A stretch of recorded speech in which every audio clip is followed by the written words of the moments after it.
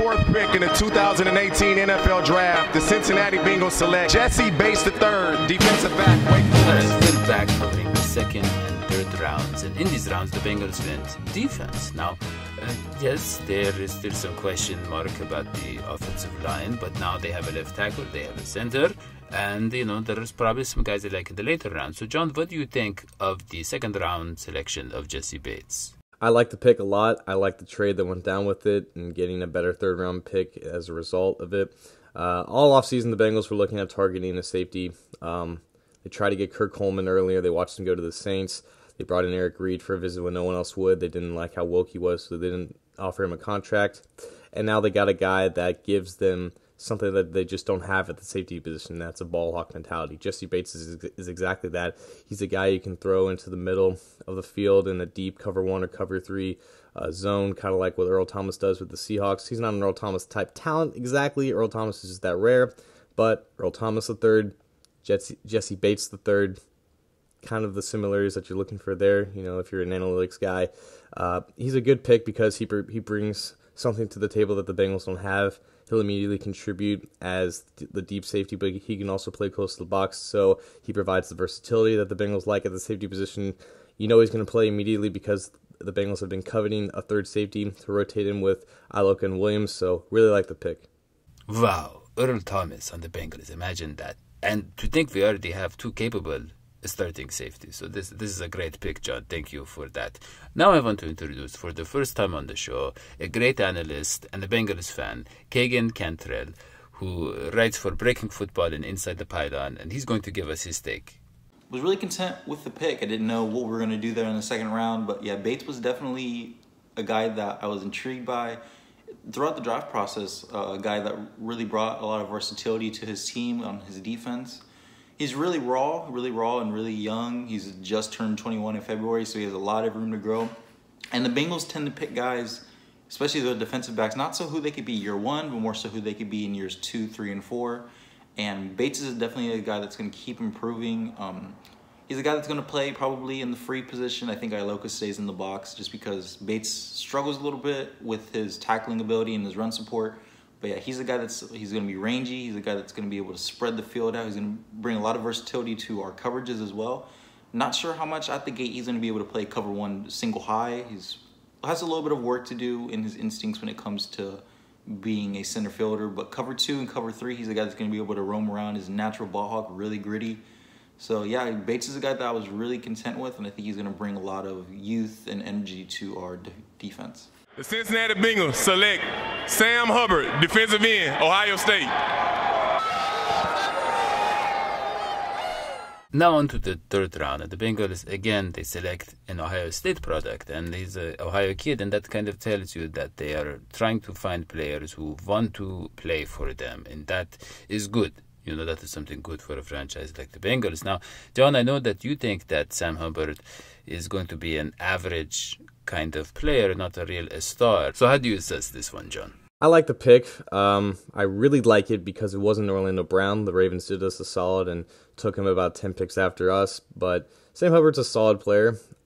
He's a better pick in round 3 than he is in round 2 because I don't think a high-quality caliber career is in store for him because he wasn't that productive at Ohio State, and he's not really athletic enough to become, a 10-sack kind of guy.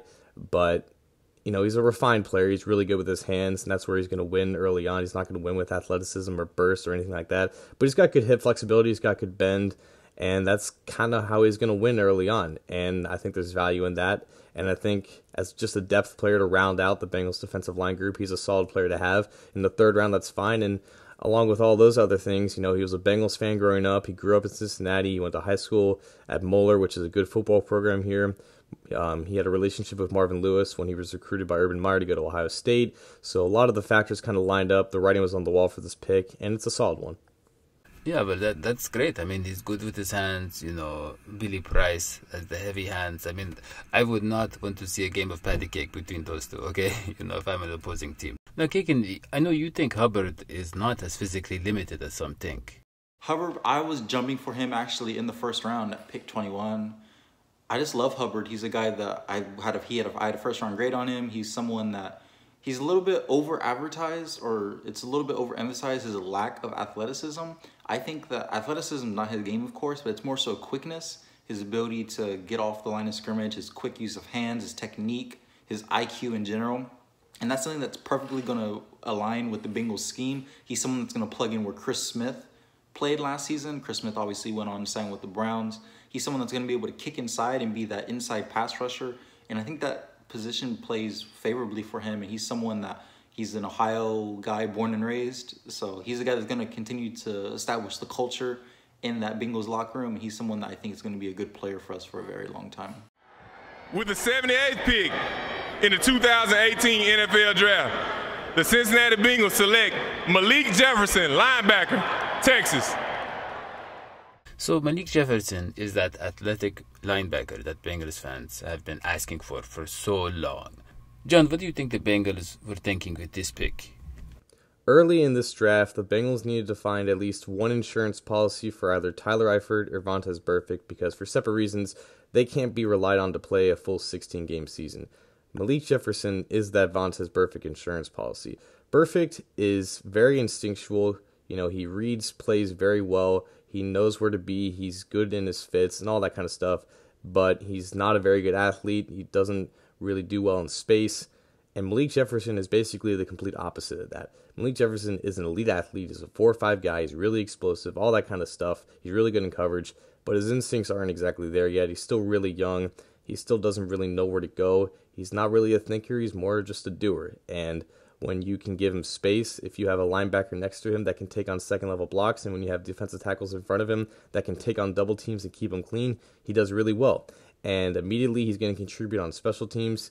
He should be on the field immediately in nickel when Burfict is suspended because he's a really good asset in coverage. So there's a lot of value in that. He's really productive at Texas. He's obviously a really good athlete. That means I think his ceiling is really high. And in the third round, that's a really good pick. Yeah, and Cagen, I know that you are very excited about the selection of Jefferson.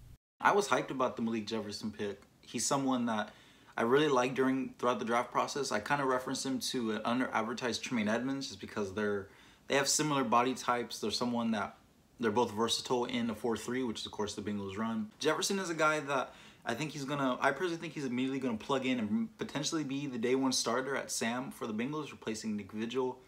But he's someone that's going to bring a lot of versatility, a lot of athleticism, and just some coverage ability, something that the Bengals desperately need in their linebackers.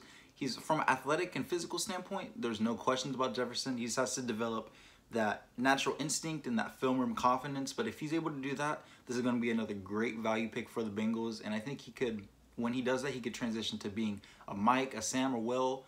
It's the sky's the limit for Malik Jefferson. Well, the Bengals are kind of artists when it comes to great deals and great values, and this is just another masterpiece. So we will see what they do in the rest of the draft, and you can catch all of that on our show. Take care.